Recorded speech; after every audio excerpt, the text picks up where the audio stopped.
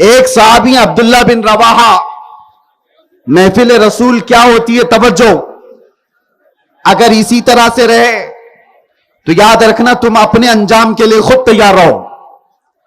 اللہ کے نبی صلی اللہ تعالی علیہ وسلم مسجد نبوی سے اعلان کر رہے تھے بیٹھ جاؤ بیٹھ جاؤ، صحابہ کرام جو مسجد نبوی میں ہیں وہ سن رہے تھے۔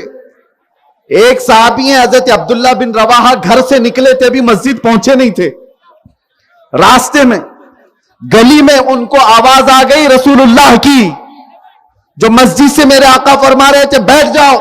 عبداللہ بن رواحہ مسجد تک گئے نہیں، گلی میں بیٹھ گئے،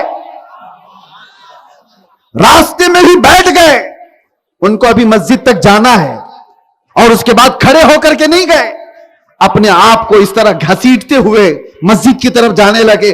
لوگوں نے پوچھا عبداللہ بن رواحہ یہ کیا کر رہے ہو؟ وہ تو مسجد میں بیٹھے ہوئے لوگوں کے لیے رسول اللہ نے فرمایا بیٹھ جاؤ، تم یہاں گلی میں بیٹھ گئے۔ عبداللہ بن رواحہ کہتے ہیں میرے کانوں میں رسول اللہ کی بات آ گئی، اس کے بعد کھڑا رہتا تو کہیں غداروں میں میرا نام نہ آ جائے، غداروں میں میرا نام نہ آ جائے، اس لیے جہاں آواز آئی وہیں بیٹھ گیا۔ یہ صحابہ کا ایمان تھا، صحابہ کا ایمان تھا۔ ان کی فضیلت میں قرآن میں اللہ نے فرمایا ہے کہ وہ لوگ ہیں جب صفیں بناتے ہیں تو سیسا پلائی ہوئی دیوار کی طرح ہوتے ہیں۔ آج کے جو حالات ہیں یہ یوں ہی نہیں ہے میرے عزیزوں، ہمارے اندر کا یہ جو بکھراؤ اخلاقی پستی ہے، دوسروں کی نظر اس پر ہوا کرتی ہے کہ محفل رسول میں لوگ کیسے ہوتے ہیں۔ آپ حضرات اپنے گھروں سے ادب سے آئے ضرور ہوں گے، ثواب کما کر کے جانے کی بجائے اگر گناہ اٹھا کر کے جائیں تو اس سے بڑی ہرما نصیبی کیا ہو سکتی ہے، اس سے بڑی بد نصیبی کیا ہو سکتی ہے۔ اس لیے ہمیشہ ایک بات یاد رکھیں، اللہ کے نبی صلی اللہ علیہ وسلم کی محفل کو، تمہارے گھر میں کبھی شادی ہو رہی ہو، چار منچلوں کو بلا کر کے تمہاری شادی خراب کر دی جائے تو کیسے لگے گا تمہیں؟ تمہارے گھر کی محفلوں میں کچھ بدماش آ جائیں، آوارہ گردی کرنے لگ جائیں تو پھر تمہیں کیسا لگے گا؟ اور یہ محفل رسول ہے، عزت رسول کی قسم، اگر اس محفل پاک کو یا رسول پاک صلی اللہ علیہ وسلم سے جڑی ہوئی کسی چیز کی توہین ہوگی تو ہم یہاں سے پھر پکاریں گے، ہم یہاں سے پکارتے رہیں گے۔ ہم اپنوں کی خرابیوں کو بھی بولتے ہیں اور غیروں کی بھی۔ آپ توجہ سے سنو، نبی مختار صلی اللہ تعالی علیہ وسلم کے فرمان علی شان کے مطابق آج کی رات میں ایک عقیدہ دینے تمہیں آیا تھا۔ یقین اتنا بٹھاؤ کہ 1000 طریقے کی گمراہیاں آئیں، تمہارے ذہن و دماغ میں ایک بات بیٹھی رہے کہ اللہ نے مجھے ایمان پر زندہ رکھا ہے، مجھے اسلام میں پیدا کیا ہے، ہر در پہ جھکنے والی پیشانی نہیں دیا ہے۔ تمہارا عقیدہ کیا ہے؟ تمہارا عقیدہ کیا ہے؟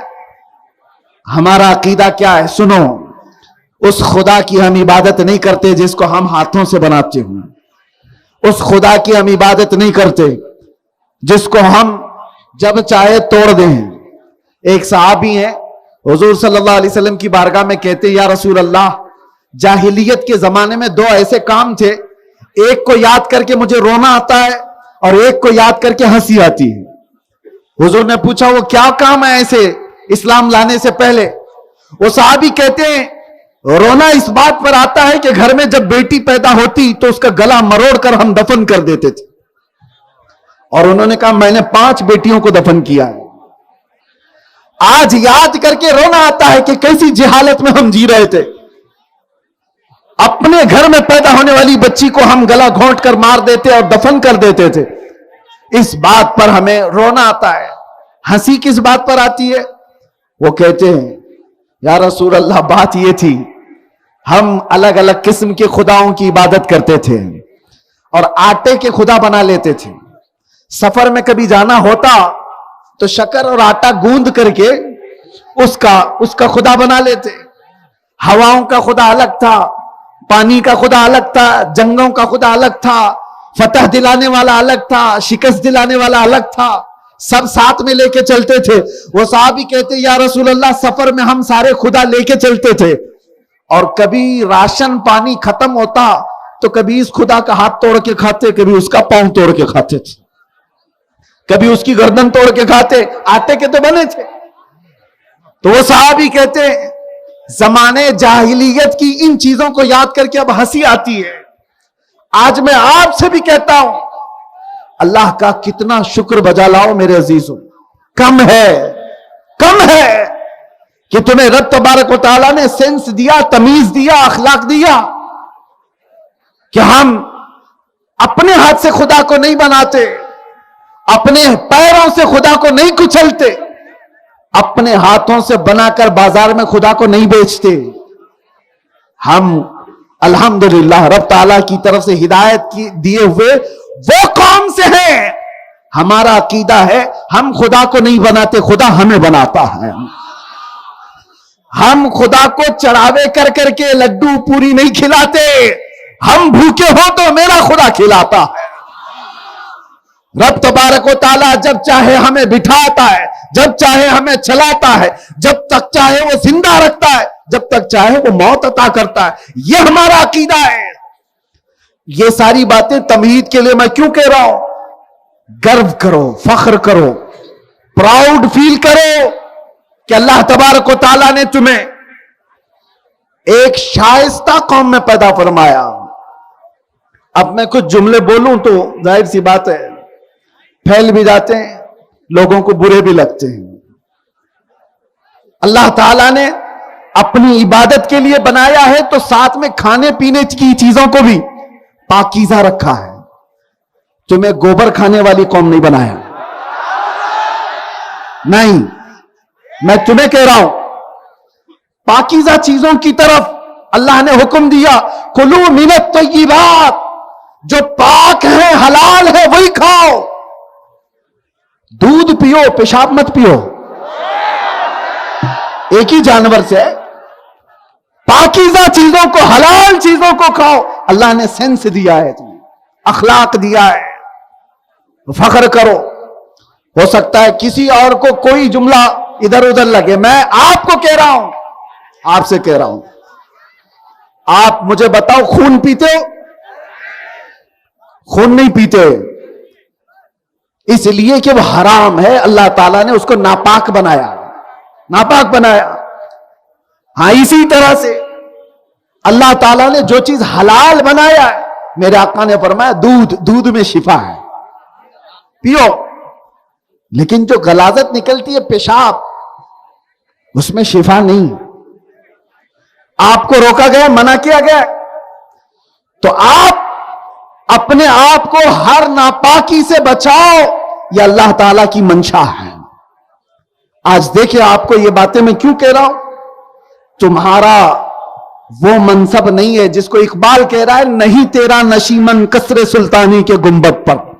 ارے تو شاہین ہے, بسیرا کر پہاڑوں کی چٹانوں میں.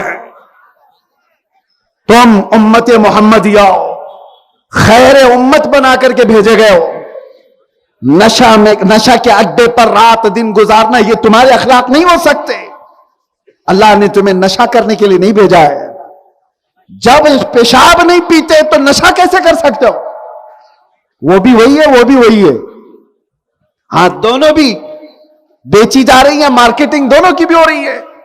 ڈرگس کو بھی خوب پھیلایا گیا ہے اور پیشاب اور موت کو بھی پھیلایا گیا ہے. دونوں چیزوں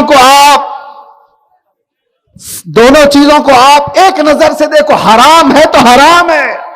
اللہ نے ہماری زبان کو پاک رکھا ہے.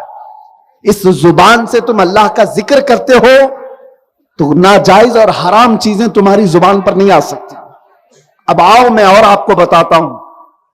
آپ ایک خدا کے علاوہ کسی کے سامنے جھکتے نہیں, پاک چیزوں کے علاوہ کسی چیز کو ہاتھ لگاتے نہیں. یہ ایمان اور اسلام کی علامتیں بتا رہا ہوں. فخر کرو, پراؤڈ فیل کرو. اس خدا کی عبادت کرتے ہو جس کو کبھی مجبور سوچتے بھی نہیں. اس خدا کی عبادت کرتے ہیں جو مجبور نہیں ہے. وہ ہر شے کی طاقت رکھنے والا مالک و مختار پروردگار ہے. اور جانتے ہو ہم جب پیدا ہوئے تبھی ہم کو عقیدہ دیا گیا ہے.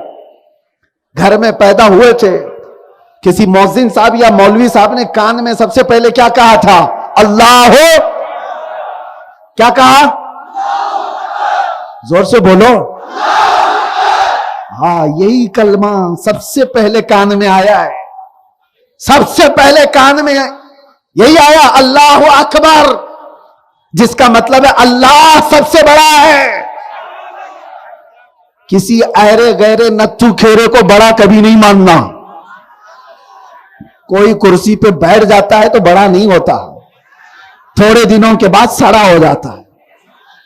بڑا صرف اللہ ہے، اور پیدا ہونے کے وقت ہی نہیں.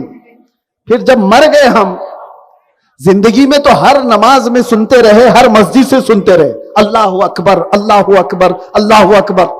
لیکن مرے، ہمیں نہلا دھلا کر کے، کفنا کر کے، جنازہ لا کر رکھ دیا گیا.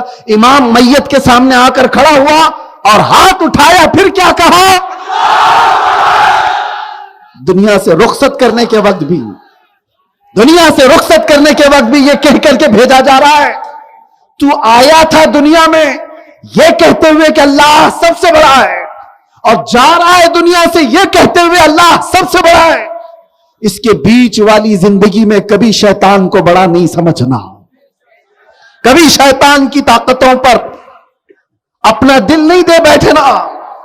اللہ سب سے بڑا ہے. اسی لیے میں نے آیت الکرسی پڑھی، اللہ لا الہ الا هو الحی القیوم. اللہ نے اس میں ایک عقیدہ دیا ہے، وہ اللہ ہے جس کے سوا کوئی معبود نہیں. اور دو صفتیں اللہ نے بیان کیا، وہ حی ہے اور قیوم ہے. وہ بڑا تھا یا بڑا ہے؟ آپ مجھے بتاؤ، اللہ بڑا تھا یا بڑا ہے؟ تھا نہیں. اللہ بڑا ہمیشہ سے ہے اور ہمیشہ، یہی عقیدہ ہے. حی اور قیوم کا مطلب وہ ہمیشہ سے زندہ ہے، ہمیشہ زندہ رہنے والا، وہ ہر شے کو اپنی قدرت سے قائم رکھنے والا. اے مسلمانوں، یہ ساری تمہیدی باتیں میں کیوں کہہ رہا ہوں؟ آپ کو پتا ہے حضرت ابو بکر صدیق جب رسول اللہ کے ساتھ ہجرت کے سفر پر تھے، وہ لوگ ایسا راستہ اختیار کیے تھے کہ اس طرف کفار و مشرکین آپ کا پیچھا کر کے آپ کو نہ ڈھونڈ سکے. غار ثور پر چڑھ گئے، 5000 فٹ اونچا پہاڑ ہے، غار میں اندر چلے گئے. آپ کو واقعہ معلوم ہے ہجرت کا. رسول اللہ صلی اللہ علیہ وسلم ابو بکر صدیق رضی اللہ تعالیٰ عنہ کے ساتھ غار میں آرام کر رہے، لیکن اس وقت کفار و مشرکین پاؤں کے نشان دیکھتے دیکھتے غار تک پہنچ گئے. غار تک پہنچ بھی گئے. اگر وہ پاؤں اٹھاتے تو مشرکین کو اللہ کے رسول بھی دکھ جاتے، ابو بکر صدیق بھی دکھ جاتے. وہاں تک پہنچ گئے تھے. اس وقت حضرت ابو بکر کے سینے میں تھوڑا خوف آ گیا کہ اب کیا ہوگا. یہ پورا جتھا آ گیا ہے ماب لنچنگ کرنے والوں کا، گرو گھنٹال، یہ سارے آ گئے، اب کیا ہوگا. سنو، صدیق اکبر کو رسول اللہ نے جو اس رات میں یا اس دن میں کلمہ کہا تھا، جملہ کہا تھا، اللہ نے قرآن میں آیت بنا کر نازل کیا. اور آج میں آپ کو اس میدان سے وہی جملہ دے کر کے جا رہا ہوں. اتنا پاورفل جملہ ہے، اتنا پاورفل جملہ ہے، جس دن بھی یہ جملہ یاد کرو گے ہزاروں کیڑوں کی ایسی موت ہو جائے گی. کیا کہا تھا رسول اللہ نے؟ فرمایا تھا، یا ابا بکر لا تحزن ان اللہ معنا، گھبرا مت، اللہ ہمارے ساتھ ہے. گھبرا مت، اللہ. یہی عقیدہ تو میں دینے آیا ہوں آپ کو. دنیا آپ کو بار بار ٹونٹ مارتی ہے، ان کے پاس کیا ہے؟ یہ بکھرے ہوئے لوگ ہیں، ان کا صحیح ڈھنگ کا کوئی لیڈر نہیں، ان کا کوئی قائد نہیں. یہ مال میں کم ہے، ایجوکیشن میں کم ہے، اخلاق میں گرے، سب کچھ ہے. لیکن ایک خدا پر جو ایمان رکھتے ہیں نا، یہی تو ایک بڑی طاقت ہے تمہارے پاس، یہی تو ایک بڑی طاقت ہے. اس کو اقبال نے کہا تھا، توحید کی امانت سینوں میں ہے ہمارے، توحید کی امانت سینوں میں ہے ہمارے، آسان نہیں مٹانا نام و نشاں ہمارا. یونان و مصر و روما سب مٹ گئے جہاں سے، باقی مگر ہے اب تک نام و نشاں ہمارا.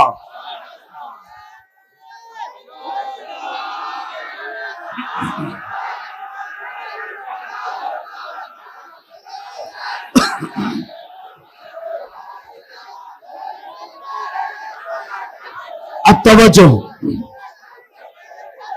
عقیدہ، عقیدہ، یہ عقیدہ میں آپ کو اس لیے بار بار ریپیٹ کر کے بتا رہا ہوں کہ یہ دور ایسا ہے کہ جب آدمی نروس فیل کر رہا ہے کہ میرا کون ہے، کیا ہوگا، فیوچر کیا ہوگا، اب کے حالات ایسے بگڑے ہوئے حالات ہیں، فلاں جگہ مارا جا رہا ہے، ڈبایا جا رہا ہے، توڑا جا رہا ہے. یہ نئے نہیں ہے میرے عزیزوں، یہ حالات نئے نہیں ہیں. اسی لیے میں کہتا ہوں اس قوم کو جو چاقو چھری لے کر کے ڈراتا ہے، یہ بچے ہو سکتا ہے بات یاد نہیں ہو، ایسا کوئی بھی کیڑا تمہیں ڈرا ہے تو یہ یاد رکھنا، رکھ اپنے گھر میں، 1400 سال سے ہم کربلا سنتے آ رہے ہیں. اس قوم پر بار بار حالات آئے، لیکن عقیدہ یہی ہے اللہ ہمارے ساتھ ہے، عقیدہ یہی اللہ سب سے بڑا ہے. اور قرآن میں اللہ فرماتا ہے انما یؤخرہم لیوم تشخص فیہ الابصار. ظالم کے عمل سے اللہ بے خبر نہیں ہے، اسے ڈھیل دیا ہوا ہے، اسے ڈھیل دیا ہوا ہے چند دنوں تک کے لیے، تاکہ سب کی نگاہیں پھر اس کو دیکھیں انجام کیا ہوتا ہے. آپ نہ گھبراؤ، آپ پریشان نہ رہو. عقیدہ وحدانیت یہی ہے، اللہ تبارک و تعالیٰ کے بارے میں یقین رکھنا. اور یہی یقین جب میں دہراتا ہوں تو پھر مجھے پکڑا جاتا ہے. نہ گھبراؤ مسلمانوں، ابھی خدا کی شان باقی ہے، ابھی اسلام زندہ ہے، ابھی قرآن.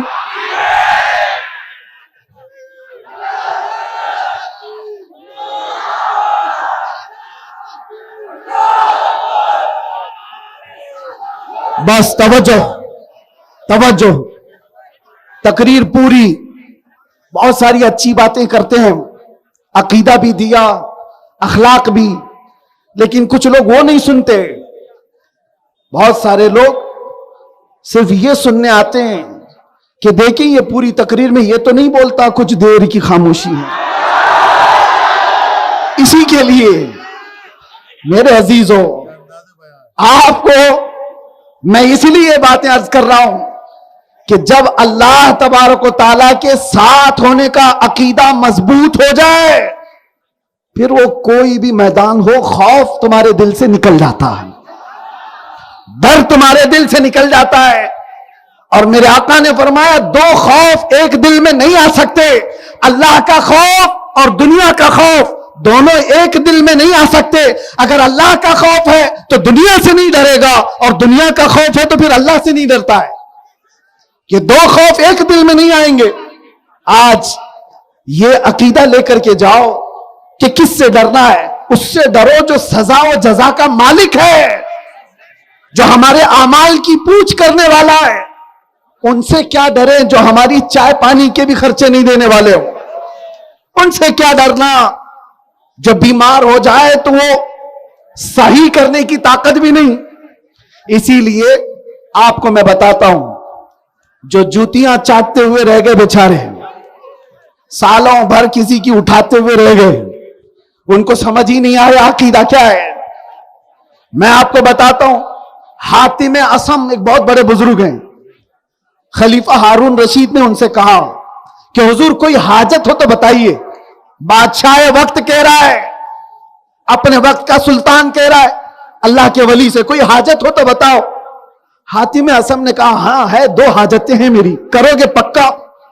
کہا حضور پکا کہہ رہا ہوں، جو طاقت ہو لگا کہ آپ کی حاجت پوری کروں گا. انہوں نے کہا، حاتم اصم نے کہا ایک چٹھی میں لکھ کر کے دے دو، میں 100 سال تک مر نہیں سکتا، 100 سال تک میں مر نہیں سکتا، یہ گارنٹی مجھے چاہیے. خلیفہ نے کہا حضور میں تو ایک دن کی بھی نہیں لے سکتا، میں 100 سال کی کیا بات، ایک دن کی بھی لکھ کے نہیں دے سکتا.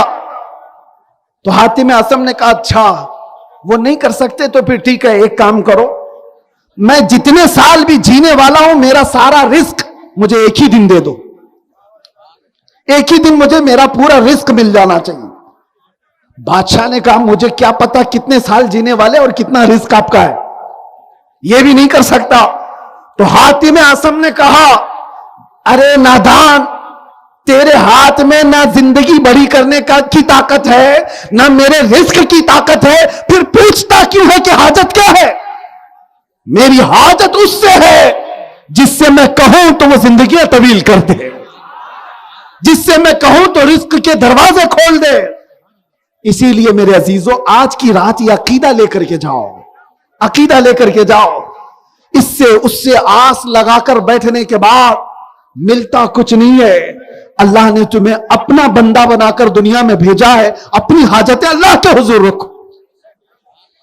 اللہ قرآن میں فرماتا ہے وَإِذَا سَأَلَكَ عِبَادِي عَنِّي فَإِنِّي قَرِيبٌ، اے رسول اگر میرے بارے میں بندے پوچھیں، آپ کی امت میرے بارے میں مجھ سے پوچھیں کہ خدا کہاں ہے، تو ان سے کہہ دے میں بہت قریب ہوں۔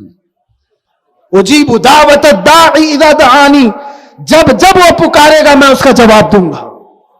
یہ اللہ تعالیٰ فرماتا ہے جب تم پکارو گے، اللہ فرماتا ہے، اس کا وعدہ ہے قرآن میں جواب دوں گا۔ آج کی رات تم نے اللہ کو پکارا ہے، آج کی رات رب تعالیٰ کی بارگاہ میں رکھا ہے کہ کھوئی ہوئی ہماری طاقتیں واپس دے دے مولا، عزتیں اور وقار ہماری جو لٹ گئی ہے وہ واپس عطا کر دے۔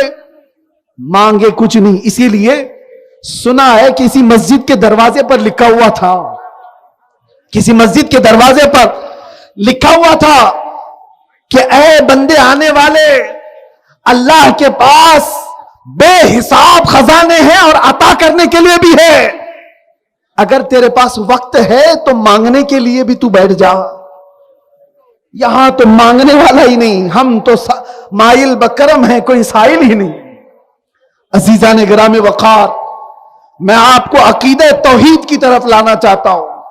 اللہ ہے، ایک ہے، طاقت والا ہے، سب سے بڑا ہے۔ جس قوم کا یہ عقیدہ ہے وہ ڈرتی کیوں ہے؟ پھر وہ ڈرتی کیوں ہے؟ پھر میں تم سے سوال پوچھتا ہوں، اللہ کے بارے میں یقین رکھتے ہو اللہ سچا ہے؟ تمہارا نبی سچا ہے؟ قرآن سچی ہے؟ قرآن سچا ہے؟ تمہارا دین اسلام سچا ہے؟ اللہ سچا، نبی سچا، قرآن سچا، دین سچا، جس کے پاس اتنا سب کچھ سچا، پھر وہ ڈر ڈر کر کے سر جھکا کر نہیں، سر اٹھا کر کے جینا چاہیے، سر اٹھا کر کے جیے۔ تمہارا رشتہ کسی چور قوم سے نہیں ہے، تمہارا رشتہ کسی آتنکواد سے نہیں ہے، تمہارا رشتہ اس محمد عربی سے ہے صلی اللہ علیہ وسلم، جس نے کائنات میں امن کو پھیلایا ہے، فساد کو ختم کیا ہے۔ اسی لیے میرے عزیزوں، پہلے تم اپنا ایمان مکمل کرو، یقین پاورفل بناؤ، پھر دیکھنا خوف جب نکل جائے گا ہر چیز سیدھے اس راستے پر آ جائے گی۔ قرآن میں اللہ فرماتا ہے فَلَا تَخْشَوْهُمْ وَاخْشَوْنِي وَلِيُتِمَّ نِعْمَتِي عَلَيْكُمْ، ان سے مت ڈرو۔ اللہ فرما رہا ان سے مت ڈرو، مجھ سے ڈرو۔ کس سے مت ڈرو؟ ارے کتوں سے مت ڈرو، ہماری زبان میں۔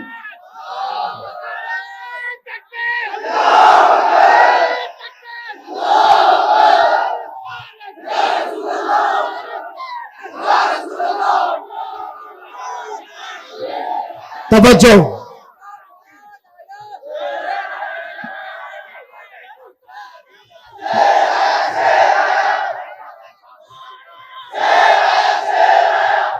گھما پھرا گھر کے تقریر میں کہیں تو کتا آ ہی جاتا ہے۔ ہم چاہتے نہیں تھے، میری زبان میں بتا رہا ہوں، ان سے مت ڈرو۔ اللہ فرماتا ہے مجھ سے ڈرو۔ ترجمہ نہیں کر رہا ہوں، ترجمہ نہیں، آیت کی تفسیر اور ترجمہ الگ ہے۔ میں آپ سے کہہ رہا ہوں، اللہ تعالیٰ فرماتا ہے طاقت والے، قوت والے، کفر و شرک والے، ان سے مت ڈرو، مجھ سے ڈرو۔ وَلِيُتِمَّ نِعْمَتِي عَلَيْكُمْ، میں اپنی پوری نعمتیں تم کو عطا کروں گا، پوری نعمتیں عطا کروں گا۔ اس کو اعلیٰ حضرت کیسے کہتے ہیں؟ خوف نہ رکھ رضا ذرا، تو ہے عبد مصطفیٰ۔ خوف نہ رکھ رضا ذرا، تو ہے عبد مصطفیٰ۔ ارے تیرے لیے امان ہے، تیرے لیے امان ہے۔ اور یہی بات میں آپ سے کہہ رہا ہوں، اللہ قرآن میں یہ بھی فرماتا ہے رب تبارک و تعالیٰ یہ فرماتا ہے کہ فلا تخشوہم وخشونی، ان سے مت ڈرو، مجھ سے ڈرو۔ وہ طاقت و قوت کا مالک، وہ سزا و جزا کا مالک، مرنے کے بعد حساب و کتاب کا مالک، جنت و دوزخ کا مالک، یہ سب ہمارا عقیدہ ہے۔ تو پھر دوسروں سے ڈر کس بات کا، خوف کس بات کا؟ زیادہ سے زیادہ دنیا میں ہوگا کیا؟ موت آئے گی، اس سے زیادہ کچھ نہیں۔ اور مومن کے لیے موت حادثہ نہیں ہے، تحفہ ہے۔ اس کے لیے حادثہ ہے جس کو یہ سوچنا ہے کہ مرنے کے بعد جلنا ہے جلنا ہے جلنا ہے۔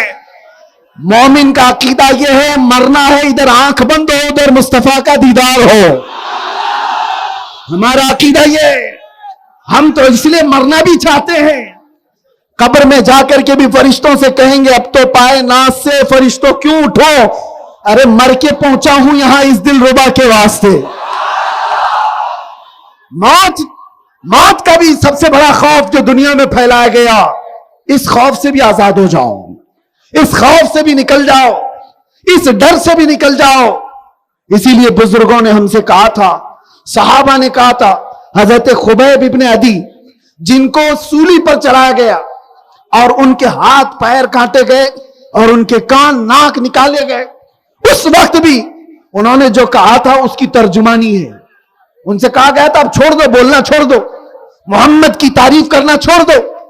انہوں نے کیا کہا تھا؟ عشق گر جرم ہے تو پھانسی کی سزا دو، عشق گر جرم ہے تو پھانسی کی سزا دی جائے۔ اور وہی ترجمانی کرتے ہوئے میں کہتا ہوں، حق بات کہنا جرم ہے تو یہ جرم ہم ہر بار کریں گے، 100 بار کریں گے، اور اگر یہ جرم ہے تو سرے دار بھی کریں گے۔ کیوں؟ میرا رب فرماتا ہے ان سے نہ ڈرو، مجھ سے ڈرو۔ اللہ رب العزت، اللہ وحدہ لا شریک، جو ساری کائنات کی طاقت و قوت کا مالک، میں اس کا بندہ، اس سے ڈروں گا۔ اور یہاں تک کہ قرآن میں اللہ نے یہ فرمایا تم جن سے ڈرتے ہو نا، ان کی حیثیت یہ ہے کہ وہ ایک مکھی کو بھی زندہ نہیں کر سکتے۔ قرآن میں اللہ فرماتا ہے وہ ایک مکھی کو بھی زندہ نہیں کر سکتے۔ تم ان کی طاقتوں سے کس بات سے ڈرے ہوئے ہو؟ ڈرو اس شہنشاہ اعظم سے جس نے فرعونوں کی پکڑ کی ہے، جس نے نمرودوں کو برباد کیا ہے، عذاب میں تہس نہس کیا ہے۔ اس کے خوف سے ڈرو۔ جب وہ کسی کو ہلاک کرنے پر آئے تو ہلکی چیزوں پر ہلاک کر دیتا ہے۔ فرعون کو پانی میں غرق کر کے ہلاک کر دیا گیا، نمرود کو مچھر سے ہلاک کر دیا گیا، ابو جہل کو کسان کے چھوٹے بچوں نے ختم کر دیا۔ اس خدائی قانون کا اندازہ آپ کو نہیں ہے۔ وہ جب پکڑ کرتا ہے تو بہت چھوٹی چیزوں سے بڑی بڑی طاقتوں کو سلا دیتا ہے۔ آج کے اگر نشیڑی بادشاہ بھی اگر یہ سوچتے ہو تو مچھروں کے آنے کی دیر ہے، ہواؤں کا رخ بدلنے کی دیر ہے، اللہ کی پکڑ آئے گی۔ اس لیے آپ ان معاملات سے اپنے آپ کو بے قابو مت کرو۔ میرا رب رحمان و رحیم ہے، ستار و غفار ہے، جبار و قہار ہے۔ اور آج کی رات اسی لیے عبادتوں کے لیے بلایا گیا۔ کون ہے مجھے بتاؤ دنیا میں، کون ہے جو تم سے پیار کرتا ہو؟ آج کسی کے دروازے پر جاؤ، لوگ آج آپ کو سلام کرنے کو تیار نہیں، سوچتے ہیں کہ یہ قرضے مانگنے آ گیا ہوگا، کسی طرح کی کوئی چیز مانگنے آ گیا ہوگا۔ لیکن ایسی بکھری ہوئی قوم کو کون پوچھنے والا ہے آج؟ ان کی دستگیری کرنے والا کون ہے آج؟ ارے ہمارے ہاں تو حال یہ ہے، سیکولر نام کی پارٹیاں جتنی ہیں یہ بھی ہمارا نام لینے سے ڈرتی ہیں، ہے نا؟ حقیقت ہے کہ نہیں ہے؟ ہماری قوم کو آج ایسا بنا دیا گیا، ارے وہ سیکولر پارٹیاں بھی مسلمان نام سے ڈرتی ہیں۔ نہیں، ان کو کھل کر کے نہیں بولیں گے ورنہ ہم کو بی جے پی والے چھوڑیں گے نہیں۔ ارے نام تک نہیں لینا چاہتے، ہمارا ووٹ ہمارے چاہیے، اور اندر گھر میں بلا کر کے لالی پاپ ضرور دیں گے۔ نام نہیں لینا ہے، ہمارے مدوں پر بات نہیں کرنا ہے۔ قرآن کی بے حرمتی ہو، رسول اللہ کی بے حرمتی ہو، اسلام کی بے حرمتی ہو، کچھ نہیں بولنا ہے، کچھ نہیں بولنا ہے۔ کوئی ہاتھ رکھنے کو تیار نہیں تم پر، ہم پر۔ صرف ایک خدا وحدہ لا شریک ہے۔ جو آج بھی اعلان کر رہا ہے آ جاؤ صبح تک میں ہر ایک کو بخشنے کے لیے تیار ہوں، کوئی مجھ سے بات تو کرے۔ اللہ تبارک و تعالیٰ آج بھی بلا رہا ہے، صبح تک میں بخشش کے لیے، میں مغفرت کے لیے ہوں، تمہاری مغفرت کے لیے تیار، لیکن کوئی آنے والا نہیں۔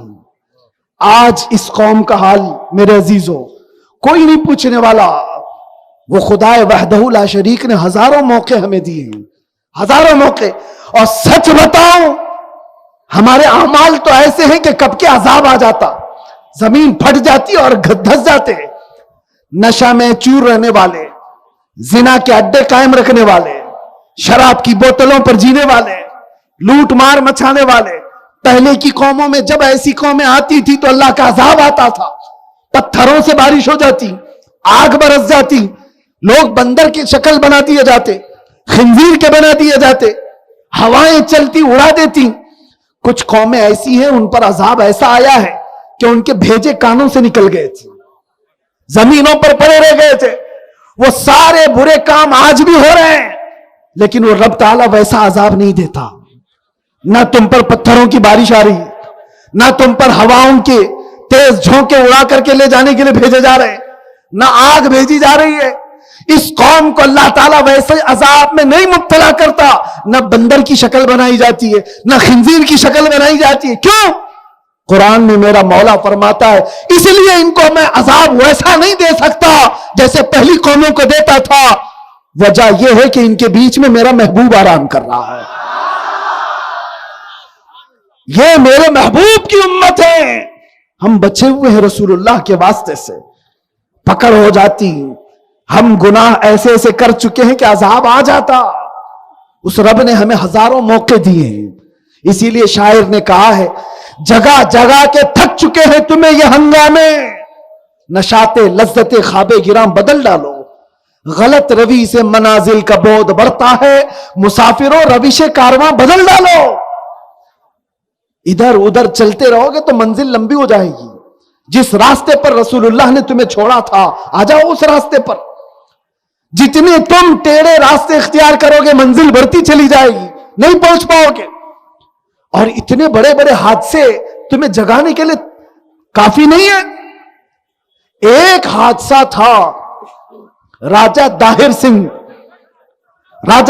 سنگھ، اس کے چند گنڈوں نے عورتوں کو کڈنیپ کیا تھا، ان کا مال لوٹ لیا تھا جو حج پہ جا رہی تھی۔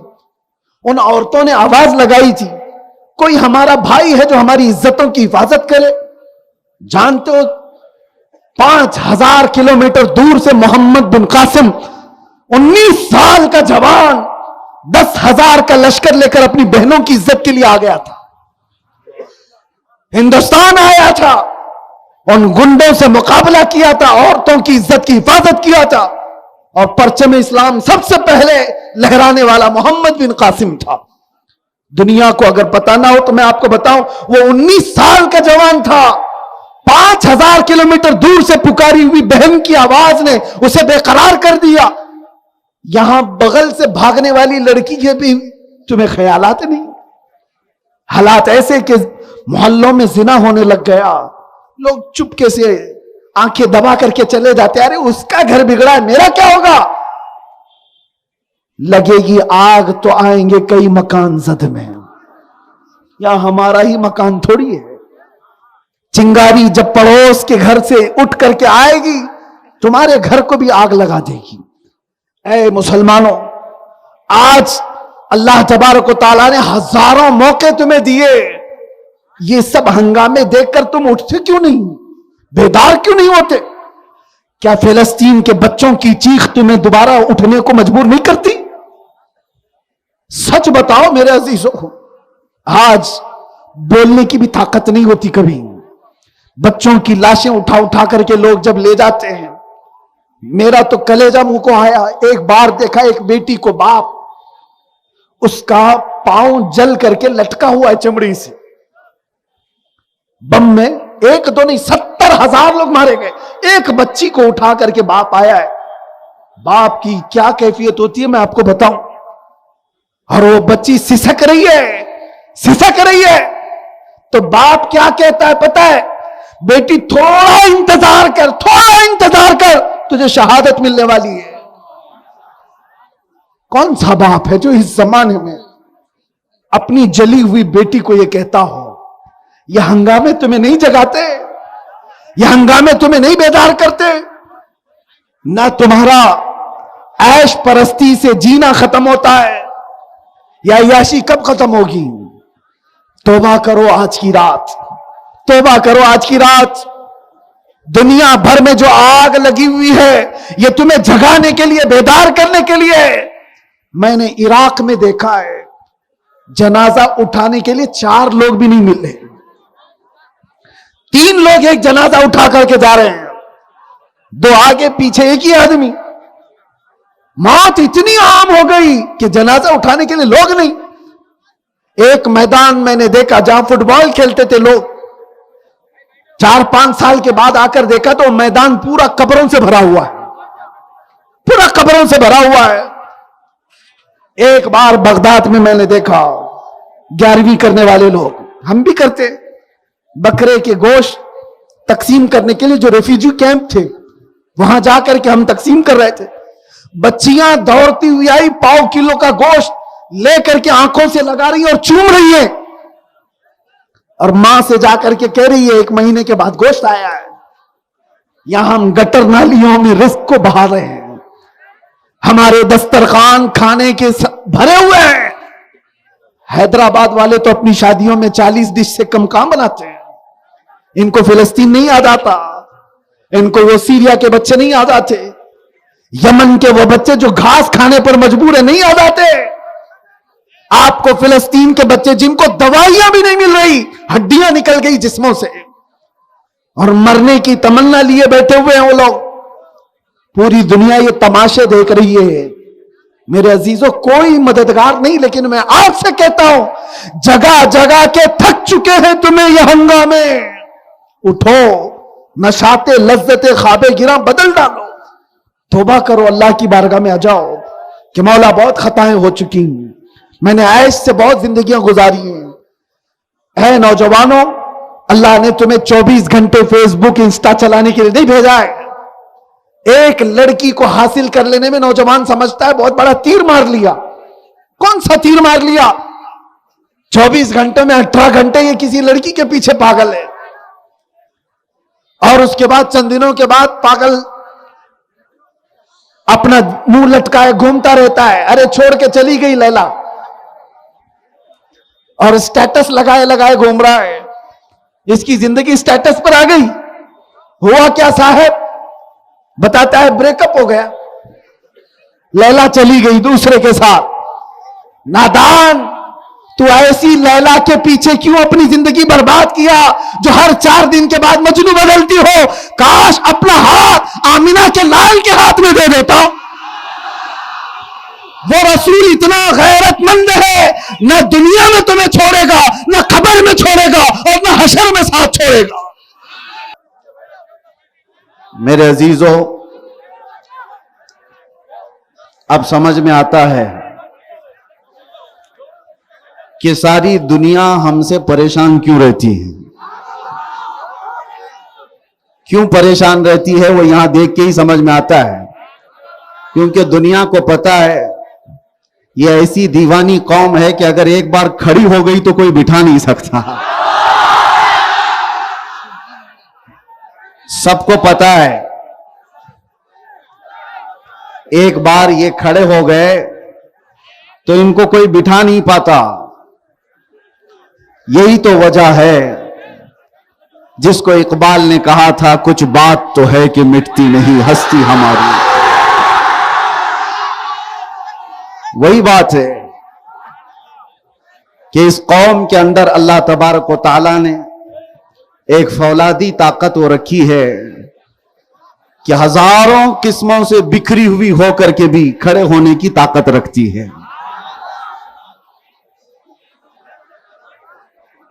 پچھلی مرتبہ بھی آپ سے میں خطاب نہیں کر سکا تھا شور شرابے کی وجہ سے، اس لیے کہ جتنے لوگ بیٹھے ہوئے ہیں اس سے زیادہ بٹھانے والے یہاں پر ہیں. اور ایک بات آپ سنتے ہوں گے جس کی گھر میں نہیں چلتی وہ محلے میں زیادہ چلاتا ہے. اب جو بٹھا رہا ہے اس کے بارے میں میں یہی کہوں گا، اپنے گھر میں بٹھاؤ، وہ زیادہ بہتر ہے.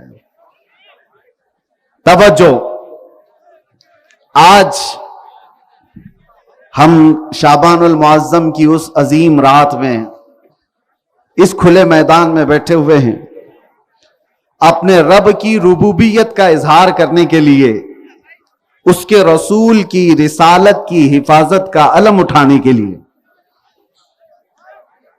توجہ چاہتا ہوں کہ اللہ تبارک و تعالیٰ کا کروڑا احسان ہے، اس قوم میں ہمیں اور آپ کو اس نے پیدا کیا جو قوم اپنے رزق کے سامنے بھی کبھی جھکتی نہیں ہے. ہم روٹی بھی چاٹ کے نہیں کھاتے، چاول کو بھی سر جھکا کر کے چاٹ کے نہیں کھاتے جیسے بکریاں کھاتی ہیں، بیل بھینس کھاتے ہیں. اللہ نے ہاتھ دیا ہے، اٹھا کر کے منہ سے کھاتے ہیں. وجہ یہ ہے کہ اللہ تعالیٰ نے یہ پیشانی صرف اس کے لیے رکھی ہے، یہ جھکے گی تو صرف اس کے بارگاہ میں جھکے گی. اور آج پوری روئے زمین پر ایک ہی قوم ایسی ہے، جتنے لوگ بھی خدا کا تصور رکھتے ہیں، ایتھسٹ لوگوں کی بات نہیں کر رہا، بے دینوں کی بات نہیں، ملحدوں کی بات نہیں، جو خدا کا تصور رکھتے ہیں، چاہے وہ یہودی ہوں، عیسائی ہوں، یا پھر کسی دوسرے قوم کے دین کے ماننے والے ہوں، سبوں نے اپنے اپنے خدا کی کوئی تصویر بنائی ہے. جب وہ جھکتے ہیں تو انہیں ان کے خدا کو دیکھنا پڑتا ہے. دنیا کی ایک واحد قوم مسلمان ایسی ہے، کروڑوں مسجدوں میں کہیں ہم نے خدا کی کوئی تصویر نہیں بنائی. تنہا یہ قوم ہے جس کو رب تعالیٰ فرماتا یؤمنون بالغیب، یہ غیب پر ایمان رکھنے والی قوم ہے. غیب پر ایمان رکھنے والی قوم. یہاں پر بیٹھا ہوا اتنا سارا مجمع یا پوری دنیا میں جو سن رہے ہو، مجھے بتاؤ کیا کبھی تم نے خدا کو دیکھا ہے؟ کیا تمہارے کسی مولوی نے یا کسی پیر نے خدا کو دکھایا ہے؟ کبھی نہیں دیکھا. لیکن جیسے ہی اللہ کا نام آتا ہے یہ مسجدوں میں سجدے کے لیے گر جاتے ہیں. بنا دیکھے رب تعالیٰ کی عبادت کرنے والی واحد قوم ہے جس میں اللہ نے ہم کو پیدا کیا ہے. ہم فوٹو دیکھ کر کے عبادت کرنے والے لوگوں میں سے نہیں ہے. اب ایک بات آتی ہے، توجہ، بہت اہم بات عرض کر رہا ہوں. ڈاکٹر اقبال سے پوچھا گیا تھا کہ کیا آپ اللہ کا یقین رکھتے ہیں؟